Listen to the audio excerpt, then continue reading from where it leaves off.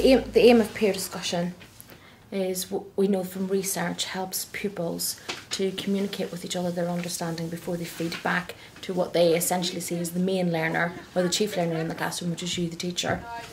It's really important for them to be able to test ideas and to test theories and to join the dots themselves.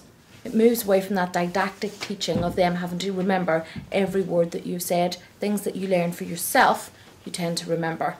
So today we want to pick up where we left off last week and add to our understanding of samsara and moksha by looking at how Hindus can get released from the cycle of moksha. So you need to discuss, thinking about the varnas that you talked about, how a soul could move from one existence to another. Yeah, but why would it be born like as a cow? It is a sacred animal to the Hindus, so it might have had a good life in its previous incarnation. So what would it be better to be, a cow or a doctor? Because a cow can give life and the doctor can save lives as well. Yeah, but if you were a cow, you wouldn't really get paid, would you? So you still get the money. I know it's not just about the money, but you can it's still a better. Plus, being a doctor, you're higher up in the scale. You're closer to becoming a Brahmin. So what would happen to a doctor after he finished his life? Well, he could go into the Brahmin's caste, which means he could try and get to Brahman by using some of the yoga paths, like the Yana, which is the meditation path, the Bhagati, it's what they're trying to do. They're trying to get closer to God, so you can do it through worship, prayer. If you built up good karma, if you were good to other creatures, then you could possibly become another creature, such as maybe even a cow.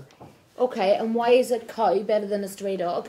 Because in Hindu society, the cow is seen as a sacred animal. Brilliant. So then that's protected.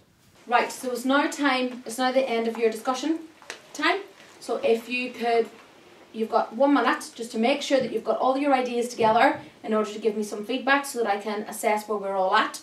Tell me about the importance of karma in a Hindu's life, thinking about karmic journey, thinking about moral decisions and social standing. Well, in our group, we decided that someone who had karma in their mind would make different decisions to someone who didn't. And that the way to get through to moksha is by following the yoga paths once you've become a Brahmin, and not to forget about karma. Fantastic evidence back from your discussion work, guys. Really, really good. Very pleased. That's level 7, definitely. Well done. I really like this discussion work because it feels like you've engaged in the subject more and it's really interesting. In these discussions you can really express your opinion, which is really helpful because people can build on it and it can boost you with confidence as well. Because everyone's doing the same thing, it gets everyone involved in the task a lot more. With the discussions, if you listen to other people's ideas, it really broadens your understanding of the topic. Because of the fact that you're actually involved with the discussion, it sort of sticks with you. It sort of sticks with you better because you wouldn't want to sit and listen to someone talk to you for ages because that's boring.